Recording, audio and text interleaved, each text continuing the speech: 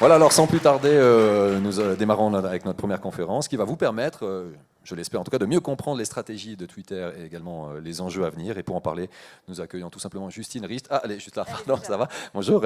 Donc, qui est Senior Media Partnership Director, je l'ai bien dit, ça va? Ouais, on dit directeur, du développement. Directeur. Ouais. Directrice même. Directrice pour Twitter France, donc la parole est à vous. Merci beaucoup. Merci beaucoup. Merci de m'accueillir et c'est vraiment un plaisir d'être dans cet environnement complètement fou. J'adore le concept et ça donne une tonalité vraiment inédite à ce rendez-vous ensemble.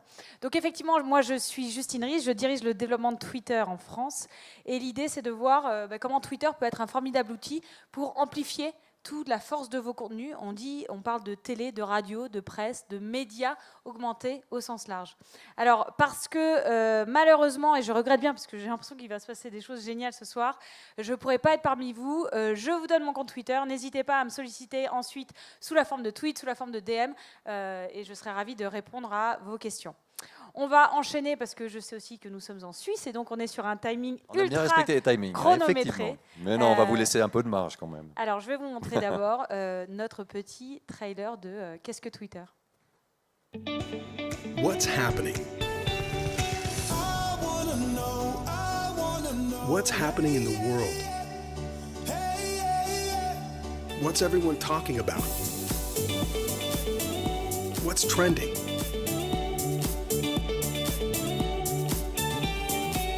How did it start?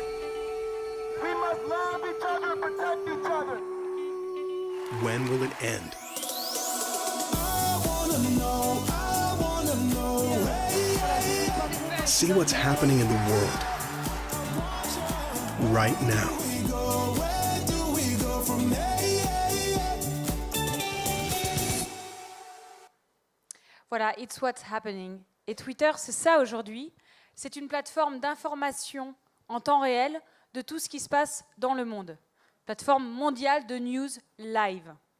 Je ne sais pas si vous avez remarqué, mais depuis avril dernier, en fait, Twitter dans l'App Store est passé de la catégorie réseau social à la catégorie actualité, parce que justement, c'est ça notre mission aujourd'hui, c'est de permettre au plus grand nombre d'accéder aux sources d'actualité qui les intéressent, quel que soit le type d'actualité. Je commencerai par le fondamental. Vous savez que vous êtes familiarisé avec plein de plateformes. Les caractéristiques de Twitter, elles s'appuient sur 4 piliers. Le premier, c'est le principe du live. Quand vous postez quelque chose sur Twitter, il s'affiche en temps réel. Le deuxième, c'est le principe du public. Tout ce que vous postez sur Twitter est vu par non seulement les gens qui vous suivent, mais par toute la communauté. Et puis, on va voir à quel point le reach de Twitter, la puissance de Twitter, va bien au-delà de la plateforme elle-même. Le troisième fondamental, c'est celui de la conversation. La première expérience de Twitter, c'est l'écoute. Je vais suivre des comptes, donc ma timeline va être faite sur mesure avec ce qui m'intéresse. Mais une fois que je suis des comptes, je peux ensuite directement échanger avec ces derniers. Et puis le dernier pilier, qui est le prolongement même de l'aspect public, c'est l'aspect distribué. Parce que les tweets sont publics, ils voyagent de la sphère Twitter à la sphère digitale, à la sphère média traditionnelle. Et c'est ce principe de la distribution qui fait que la puissance de Twitter, elle est totale. Alors, nous avons un usage qui est principalement mobile. À 80%, nos utilisateurs utilisent la plateforme depuis leur téléphone. Et de fait, la jeunesse des 140 signes de Twitter, elle vient pour les plus vieux d'entre nous du SMS, parce qu'au début, le texto, il était limité à 160 signes, et Twitter a été développé sur la base d'une technologie mobile. 80% des utilisateurs en dehors des US, et quasiment la même sur mobile, et quasiment la même proportion en dehors des US, partout dans le monde. C'est la raison pour laquelle on a y compris des représentations en France. Au total, on a 315 millions d'utilisateurs actifs mensuels, ça veut dire qu'ils viennent chaque mois sur la plateforme. Et si vous si vous faites le focus sur la France, on a quasiment 19 millions de visiteurs chaque mois. Et ça, c'est la nouveauté, c'est que Médiamétrie nous mesure aujourd'hui. Ce qui nous place aujourd'hui dans le rang de la 4e app la plus visitée en France, derrière YouTube, Facebook et Google. Alors, on parlait de toutes ces plateformes qui existent et que vous connaissez, que vous utilisez. Aujourd'hui, il y a 3 plateformes qui permettent d'atteindre le milliard de terminaux. Il y a Facebook, Twitter et Google. Et quand on fait un zoom sur Twitter, il y a plusieurs manières en fait d'être exposé à un tweet. La première, c'est celle qu'on appelle le logged in. J'ai mon téléphone. Sur mon téléphone, j'ai téléchargé l'application Twitter. J'ai mon compte Twitter et donc je rentre dans mon compte. Je vais accéder à ma timeline. Donc là, j'ai les tweets qui vont défiler. Parce que je suis le compte de la NASA, je vais être exposé à ce tweet sur Pluton et que je vais pouvoir consulter. Expérience login. Deuxième manière d'accéder à Twitter. Je ne suis pas sur Twitter, mais je vais sur Google et je tape dans le moteur de recherche Pluton. Parce qu'on a un accord avec Google, le premier résultat de recherche, c'est ce tweet de la NASA qui porte sur cet article de Pluton. Et vous voyez que là, j'accède au même contenu sans être connecté directement. La troisième manière d'accéder à du tweet, c'est ce qu'on appelle la syndication. J'ai sur mon téléphone l'application CNN. L'application CNN a fait un article sur Pluton. Cet article sur Pluton, le journaliste l'a enrichi du fameux tweet de la NASA, parce que c'est ça aussi Twitter, c'est une formidable source d'enrichissement de l'éditorial des médias, et je retombe sur ce tweet. Donc vous avez vu que là j'ai 3 manières d'accéder, le logged in, le logged out et la syndication. Et donc quand on dit la puissance du live, en anglais, the power of now, on a représenté ce qui se passait sur Twitter au moment où il y avait un événement dans la vie. Là, je suis sur la dernière Coupe du Monde de foot. Vous allez voir en bleu, donc on est une épreuve Brésil-Chili, mention de Neymar en bleu qui sont cités ici. C'est ce qui se dit sur Twitter avec le nom Neymar. Il s'approche de la cage, il marque un but, regardez, la courbe exponentielle des citations de Neymar. Julio César, l'adversaire chilien, même électroencéphalogramme. Hop, Julio César a essayé de marquer, n'a pas réussi. Mention de Julio César. On dit souvent que Twitter, c'est comme l'électroencéphalogramme de ce qui se passe dans la vie. Et on le voit vraiment exactement par cette représentation-là. Je parlais ensuite de la puissance du public et de la puissance de Twitter au-delà de la plateforme elle-même. Vous vous rappelez cette scène? Le fameux record, le fameux tweet le plus retweeté de l'histoire de Twitter. On est avec Hélène DeGeneres et ça se passe aux Oscars. On va regarder le voyage de ce tweet. Donc déjà, regardez le pouls, comme vous avez un peu par Charlie, le pouls des conversations autour du Swiss Web Festival. Ça, c'est ce qui s'est dit le soir même de la cérémonie dans le monde sur Twitter. Maintenant, regardons ce tweet. Donc on est sur un tweet. Déjà, ce tweet, il a été partagé sur Twitter plus de 3,5 millions de fois. Il a été vu sur Twitter 33 millions de fois. Ça veut dire des expositions, des impressions de ce tweet. Nombre de fois où il a été exposé dans des timelines. Et maintenant, si je commence à agréger le nombre de fois où Twitter a été repris non seulement dans les médias en ligne, mais aussi dans les médias traditionnels, et là je parle de la presse, je parle de la télé, je parle de la radio, il faudrait faire nombre indéterminé de piges pour pouvoir mesurer, eh bien on estime à 4 milliards, plus de 4 milliards, le nombre d'impressions estimées de ce tweet. Et c'est exactement ça la puissance de Twitter, c'est cette capacité d'un tweet à avoir une onde de propagation de la sphère digitale à la sphère globale, média, totale. Et donc, quand on parle du live, c'est clair que Twitter remet vraiment le live au cœur des usages. Vous connaissez, alors qui ne connaît pas Periscope? Ok, ça va. Ils n'osent pas, surtout. Je fais un peu peur. Bon, Periscope, vous savez que c'est une application qu'on a acquis Twitter il y a un peu plus d'1 an maintenant, qui permet en fait de se téléporter dans une situation. Periscope aujourd'hui, il est utilisé par tous les acteurs, que ce soit des individus comme vous et moi, que ce soit des organisations, que ce soit des médias. On le voit comme un moyen qu'utilisent les télévisions notamment pour nous emmener dans les coulisses, par exemple de The Voice avec Nikos qui le fait régulièrement.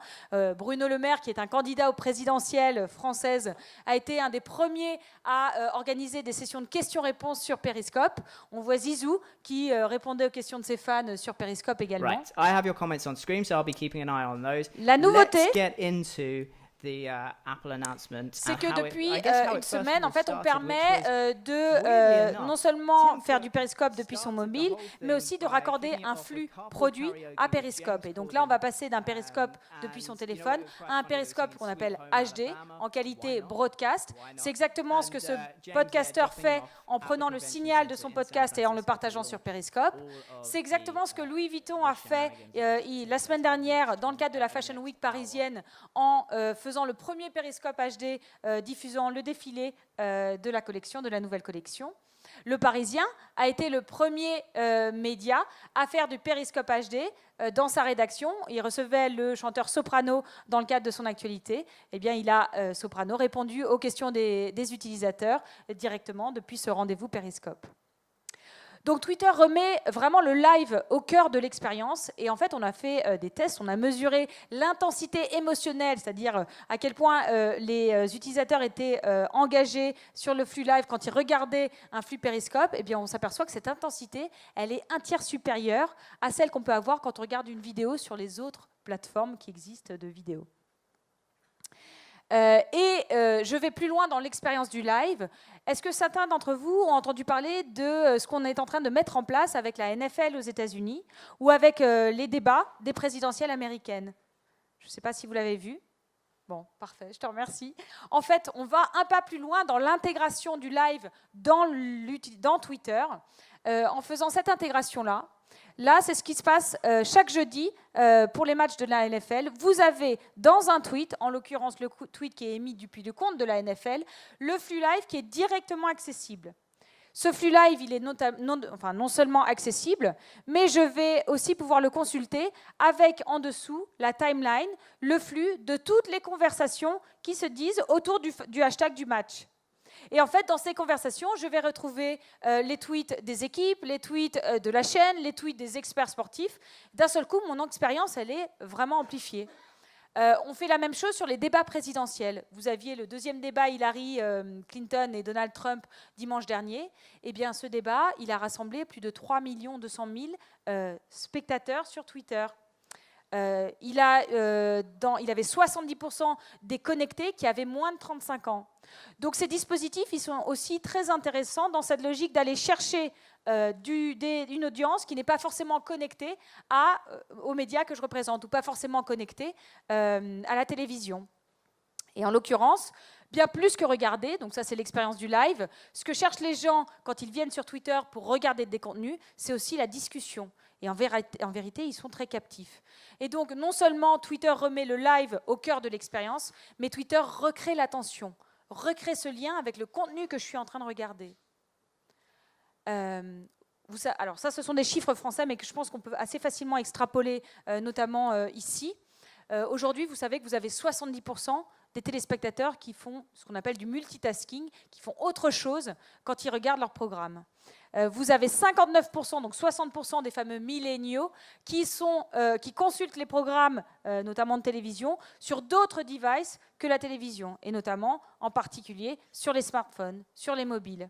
Eh bien, il se trouve que Twitter capte 54% de cette cible des 15-34 ans. Donc vous avez 54% des 15-34 ans qui sont exposés à Twitter. Et on a fait cette étude, qui est toute récente puisqu'elle date de septembre 2016.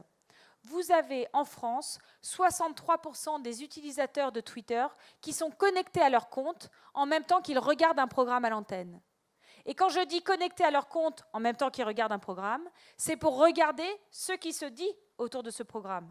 C'est vraiment dans cette logique-là qu'on ramène le live et l'attention au cœur de l'expérience.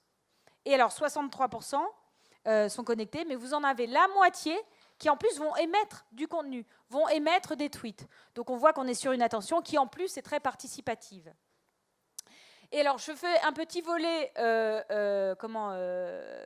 monétisation. Ce qu'on est en train de tester en plus, c'est cette logique de couplage pour les annonceurs d'une campagne publicitaire qui va se passer en télévision avec la même campagne qui va être diffusée sur Twitter.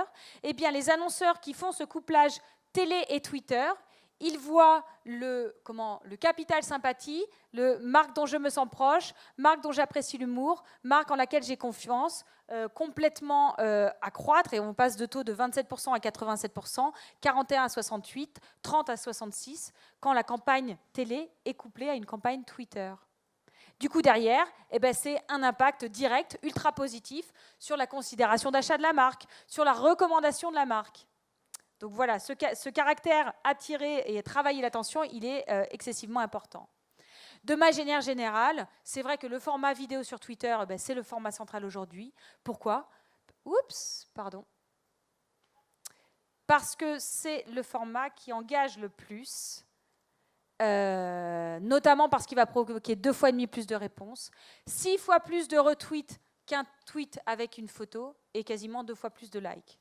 Donc un mot d'ordre aujourd'hui, pour ceux qui sont créateurs de contenu, utilisez les formats vidéo natifs de Twitter, c'est vraiment un excellent moyen d'engager avec votre audience.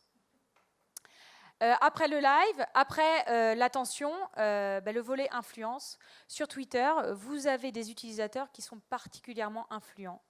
Quand je dis particulièrement influents, on a mesuré que les utilisateurs de Twitter, à 40%, partageaient plus que les internautes moyens français, l'indice moyen d'influence d'un internaute français sur Twitter. Quand on dit influence, c'est une capacité à partager ce qu'ils découvrent, une capacité à prescrire les nouveaux produits, les nouveaux services. Donc, ils sont vraiment des espèces de catalyseurs de votre message. Alors, cette courbe, elle n'est pas très digeste. Pareil, je laisserai la présentation après, mais si on regarde dans le détail, c'est très intéressant. Vous avez en bleu tout en haut les utilisateurs de Twitter en France. Et vous avez en gris, la courbe en bas, les internautes français. Eh bien, c'est l'indice de est-ce que j'aime donner mon avis ? Est-ce que j'ai confiance en mon avenir ? Est-ce que j'aime être connecté ? Est-ce que je suis un référent pour donner mon avis sur des achats ? Est-ce que je suis parmi les premiers acheteurs d'un produit ? Et on voit à quel point les utilisateurs de Twitter, ils se démarquent des internautes moyens par toutes ces caractéristiques. Donc, quand vous adressez votre communauté sur Twitter, vous pouvez être sûr que vous allez avoir un effet démultiplicateur dans la recommandation de ce que vous leur proposez comme contenu. Ça aussi, c'est un élément important, c'est que vous avez la moitié des utilisateurs de Twitter en France qui sont catégorisés entre guillemets CSP+. Ça veut dire qu'ils ont des formations universitaires supérieures par rapport à la moyenne des internautes. Ça veut dire qu'ils sont dans des postes à responsabilité. Ça veut dire que ce sont des décideurs. Et c'est intéressant pour vous d'aller chercher les décideurs. Voilà, donc le triptyque influence, attention, live, est vraiment aujourd'hui le triptyque, la sainte trinité, on va dire, de Twitter. Et si j'avais un message à vous communiquer que vous devriez retenir aujourd'hui, c'est vraiment Twitter, c'est le micro le plus puissant du monde. Et dans toute votre stratégie marketing, dans toute votre stratégie de communication, il faut vraiment avoir cet élément-là en tête. Twitter me permet de recréer l'attention. Twitter me permet de capter les influents qui vont pouvoir propager, répandre mon message au plus grand nombre. Voilà, je crois que j'ai terminé. Donc, augmenter la télé, augmenter la radio, augmenter les médias au sens large, c'est vraiment notre objectif aujourd'hui. Merci beaucoup. Merci beaucoup, Justine. On peut l'applaudir. C'est magnifique parce qu'on a encore un peu de temps. Donc, j'espère qu'il y a des questions dans la salle, donc n'hésitez pas, profitez-en. Un micro. Oui, alors, juste là-bas au fond, alors, il y a un micro qui arrive, attendez 2 secondes. Voilà. Bonjour, Raphaël Vian, je suis directeur du contenu chez Virtua et accessoirement j'ai fait 8 ans chez Publicis à Paris. Tous ces chiffres, on les connaît sur la France. Et là je vais faire le français qui est parti en Suisse. Est-ce qu'aujourd'hui la même politique, la même stratégie de développer des partenariats avec les chaînes de télé ou d'autres acteurs est prévue aussi ici en Suisse? Parce que je vais vous dire, on essaye de vendre du Twitter et c'est très compliqué. Alors, j'ai eu le privilège de pouvoir faire une petite session de workshop juste avant cette keynote. Je sais que c'est un vrai challenge parce que c'est compliqué pour nous d'être partout. on n'a pas des équipes dans tous les pays en Europe, et notamment, on n'a pas d'équipe dédiée sur ce marché de la Suisse. Donc évidemment, vous n'avez pas attendu d'avoir des équipes dédiées, et heureusement, pour utiliser Twitter. Je vous en remercie. Mais aujourd'hui, c'est mon équipe française qui adresse par débordement, on va dire, géographique, naturel, les grands acteurs, les grands protagonistes médias du pays. C'est vrai qu'on n'a pas d'équipe dédiée sur place. Donc on essaye de faire au mieux. Je sais que c'est très frustrant. On a réussi quand même à accompagner un certain nombre de médias qui aujourd'hui ont vraiment en main toutes les bonnes pratiques. La méthode de l'atelier, elle est très utile et je pense qu'on peut tout à fait envisager, alors pour nous, parce qu'on est aussi une équipe très petite, mais de faire, pourquoi pas, un tour de la Suisse où on viendrait à la rencontre dans un temps très déterminé et avec tous les acteurs de l'écosystème, on va dire, de contenu, comme ça, évangéliser, on va dire, ou répondre aux questions. Ça, c'est des choses... En fait, on a même commencé à l'organiser en France. On voit que ça plaît beaucoup parce que c'est des moments d'échange et de dialogue qui sont très qualitatifs et qui répondent, qui débloquent parfois des usages. Donc, je pense qu'on peut essayer de se dire là qu'en 2017, on essaye de se caler comme ça une Swiss Session pour aller à votre rencontre. Eh ben, on a hâte. Merci en tout cas. Merci beaucoup. Une autre question ? Et je peux peut-être expliciter justement de la manière dont on travaille. Donc moi, quand je dis je dirige le développement en France, c'est vraiment dans cette logique d'aller accompagner le monde des médias, au sens très large d'ailleurs, parce que c'est bien sûr le monde de la télé, de la presse, de la radio, mais aussi le monde de la musique, le monde du sport, le monde de la politique, le monde de la culture, dans la bonne maîtrise et dans la bonne compréhension de Twitter pour l'utiliser au maximum dans leur quotidien en fait. Donc, on accompagne des institutions, on accompagne aussi les talents. Je sais qu'il y a pas mal de talents, et notamment de talents digitaux. C'est un sujet qu'on adresse de plus en plus. Vous allez avoir la Paris Games Week dans quelques jours en France. Eh bien, on va être très présent à la Paris Games Week. Donc, voilà, n'hésitez pas à nous solliciter. On met aussi des comptes Twitter, et notamment, vous avez un compte qui s'appelle Twitter Media FR, qui diffuse les bonnes pratiques. Donc je vous recommande vraiment de le suivre parce que dès qu'il y a des nouveautés dans les fonctionnalités, dans les formats, dès qu'il y a des utilisations créatives de Twitter, eh bien on les relaie depuis ce compte. Donc c'est un vrai référent que vous pouvez utiliser. Il n'y a pas d'autres questions, c'est bizarre. Vous avez été clair et limpide. Alors peut-être, moi j'aimerais revenir sur ce contrat avec la Ligue de football américaine. Vous l'avez dit, Oui, c'est tout récent. Les premiers retours sur cette opération, je suppose que c'est un contrat à plusieurs zéros. Oui, alors évidemment, on ne va pas révéler ici les termes confidentiels du contrat, mais on est clairement sur un partenariat commercial, puisque le but, c'est d'offrir d'abord une expérience absolument inédite d'un live immersif avec une conversation de qualité. Et ensuite, c'est de générer du revenu, puisque ce flux live, il va permettre la commercialisation d'écrans avant, après, donc du pré, du mid et du post-roll. Et puis aussi, en fait, la production de clips des meilleurs moments du match qui vont être commercialisés à des annonceurs. Et aujourd'hui, en fait, l'expérience est tellement en affinité avec ce que la cible recherche. Les résultats sont très satisfaisants et nos partenaires, à commencer par les partenaires annonceurs, sont ravis. Et les utilisateurs ont été surpris de cette opération. Comment est-ce que les gens ont réagi en fait, ce qui est formidable, c'est qu'on voit le nombre de connectés croître de session en session. Et donc, c'est ça qui est génial, c'est qu'on voit que c'est ça le principe de pouvoir test and learn, c'est qu'on le fait sur une période étendue et de session en session. Par exemple, sur ce dernier débat, parce qu'on le fait sur la NFL, mais on le fait aussi avec Bloomberg pour les élections présidentielles, on avait 30% d'augmentation dans les connectés. Et on a atteint de mémoire 326 000 connectés chaque minute au flux live. Plus de 3 millions au total. Donc, non, c'est vraiment des résultats qui sont très encourageants, très prometteurs. Et puis, le but, c'est prendre le meilleur de ces dispositifs-là et puis ensuite de les porter plus largement, pas que aux États-Unis. Et l'idée, c'est aussi peut-être d'avoir d'autres contrats, d'autres types de diffusion de cette manière-là avec de la vidéo, parce qu'on l'a compris, la vidéo aujourd'hui, elle est primordiale. Oui. Oui, oui, absolument.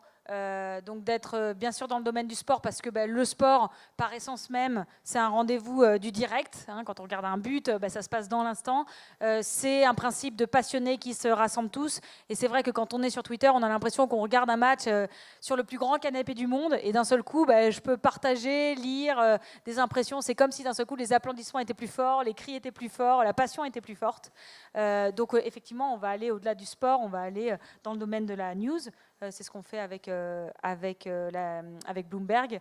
Et puis, voilà, pourquoi pas dans des grands rendez-vous d'audience aussi, dans d'autres domaines. Pourquoi pas. Et cette diversification, est-ce qu'elle n'est pas dangereuse quelque part? Ou au contraire, elle est vitale?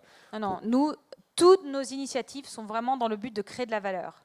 Et notamment de créer de la valeur en premier lieu pour nos utilisateurs, en deuxième lieu pour l'écosystème média qu'on accompagne. Et ça, j'insiste vraiment là-dessus. Le but, c'est de créer une expérience qui répond à un besoin. Le but, c'est de créer un modèle économique qui est soutenable. Très bien, merci. Alors, je ne sais pas si encore une dernière petite question dans la salle. Oui, alors, monsieur, on vous amène le micro pour la dernière question de cette conférence.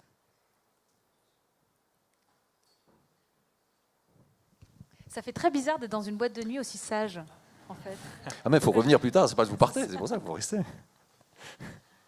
Excusez-moi, Michael Perret, j'ai une question très naïve. Qu'est-ce que vous offrez de différent pour l'instant pour l'organisation lambda de plus quelle est la différence entre Periscope et Facebook Live?